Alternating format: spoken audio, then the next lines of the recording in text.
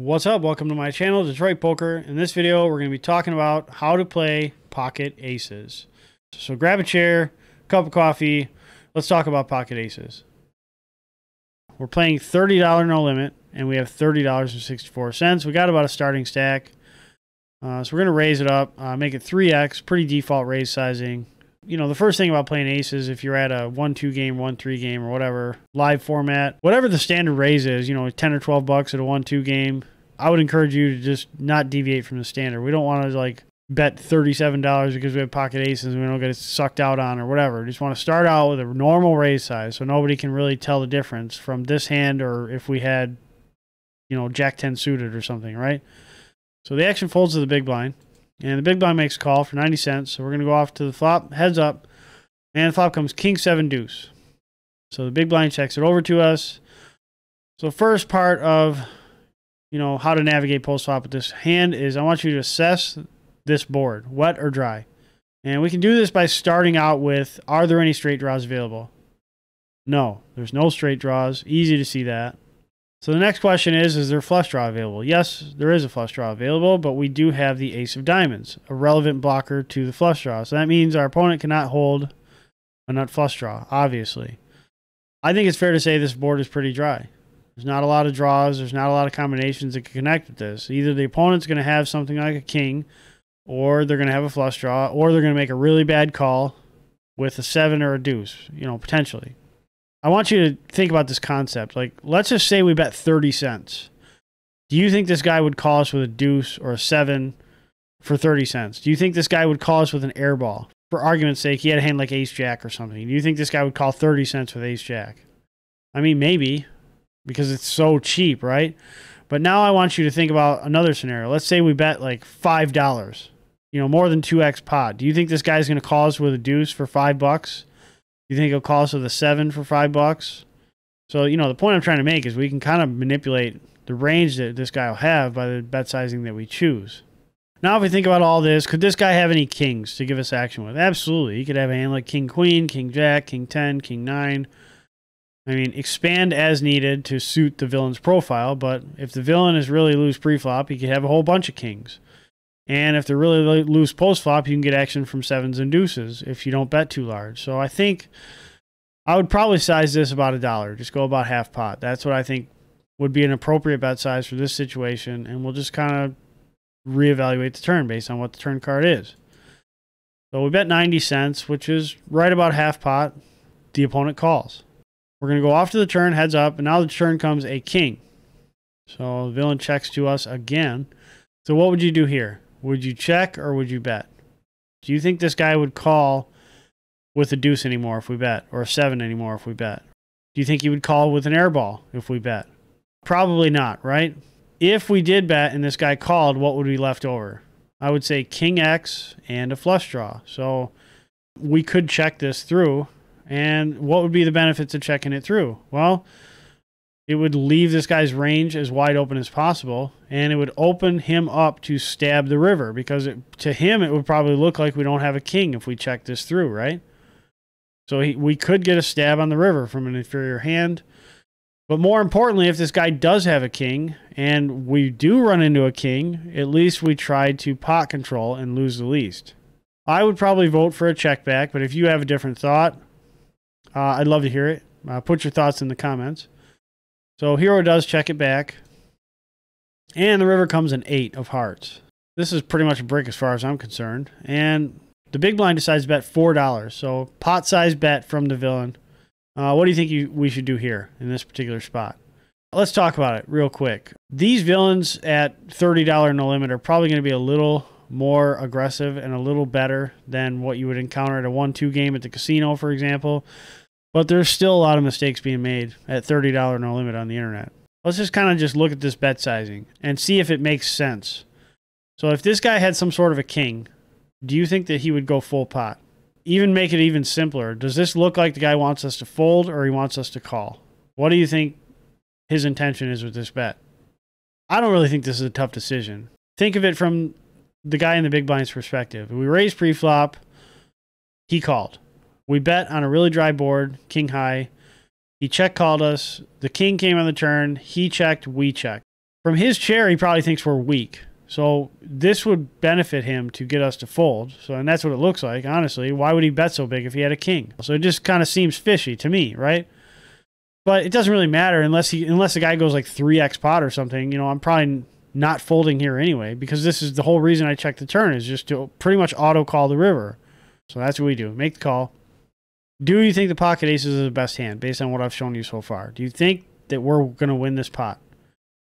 You can pause the video and put your answer in the comments if you like, but I'm going to reveal the hand now.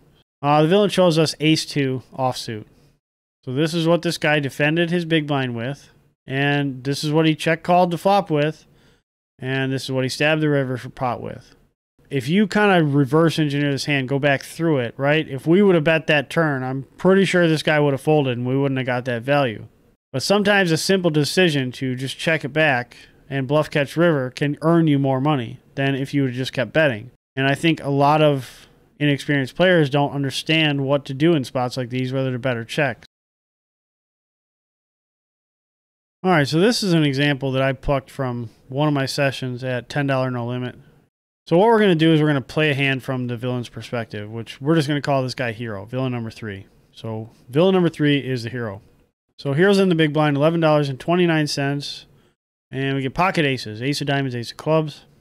Under the gun, villain number 4 decides to raise for the minimum, 20 cents. And this guy has a very similar stack size to the hero. Middle position is going to make this call.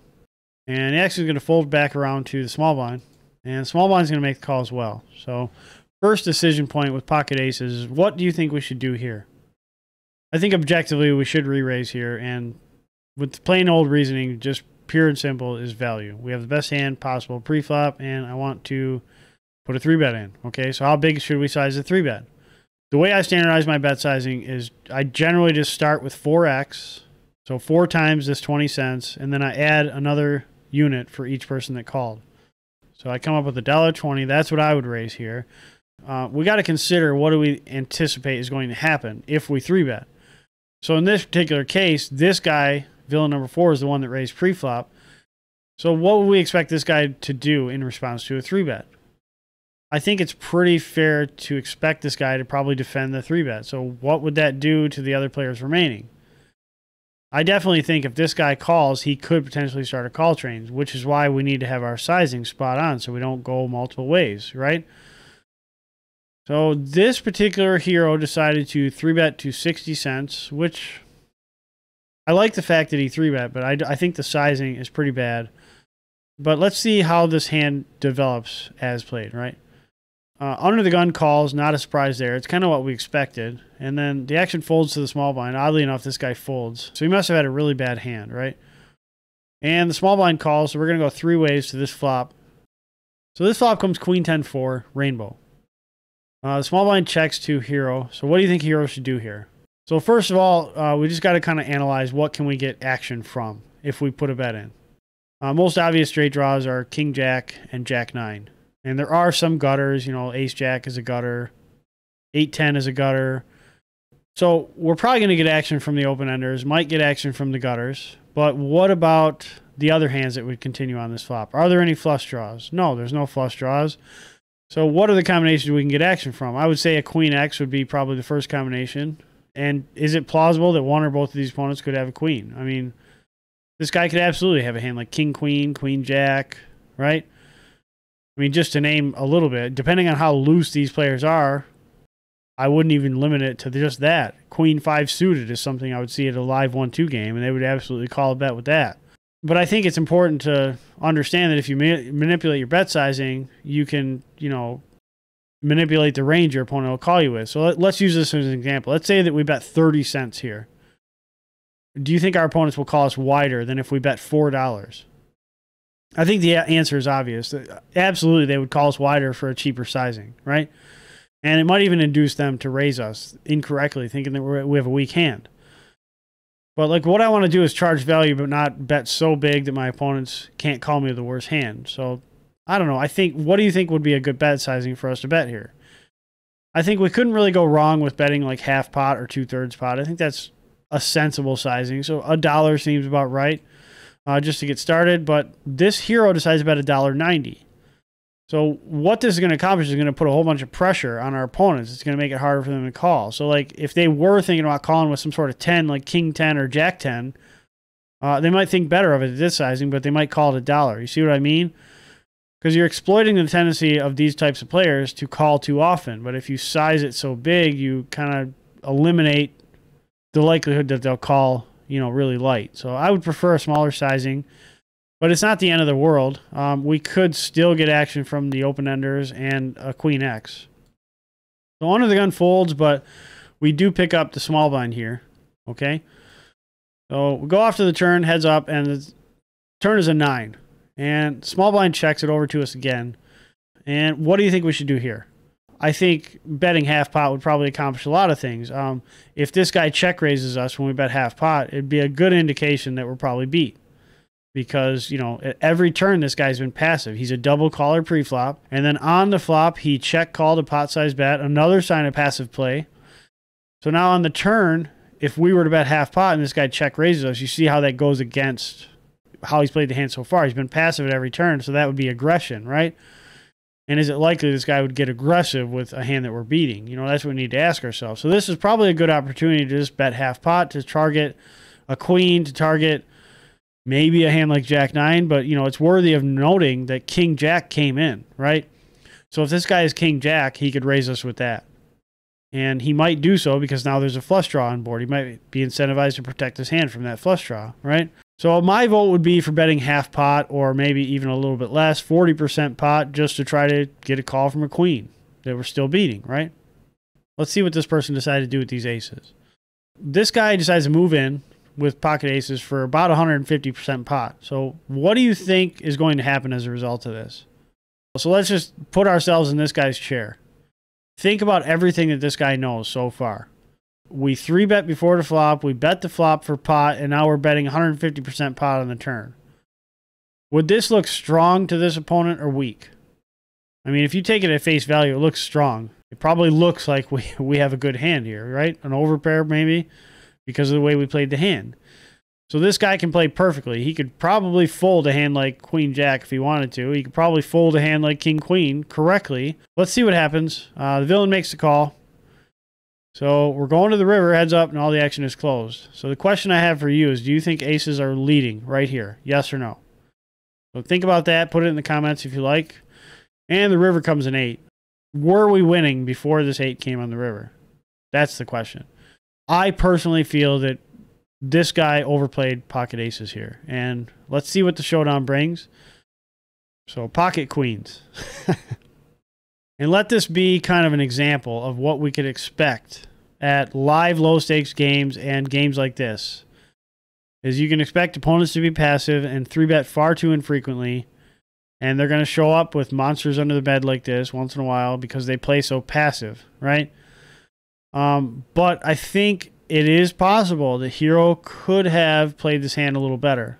Regardless of the outcome, maybe we would have lost a lot of money in this hand. But I don't know if we had to lose our entire stack. I think that we forced this guy to have a hand this good because of the bet sizing we chose. This is a very good demonstration of what happens if you bet too large. You're going to force your opponent to have a better hand than you to continue. And this is like value owning yourself 101. This is not a good turn card for pocket aces, especially if you're going 150% pot. So that's just my thoughts. But if you have any thoughts, I'd love to hear from you in the comments. So put a comment down below. Check out the website, DetroitPoker.net. We got new merchandise dropping on that website right now. There's more information about my coaching program. If you're looking to take your game to the next level, you can drop me an email at livepokerplayer8@gmail.com or visit the website for more information. Go ahead and check out some of my other videos. They're going to be listed over there. So I'll catch you in the next one. Take it easy.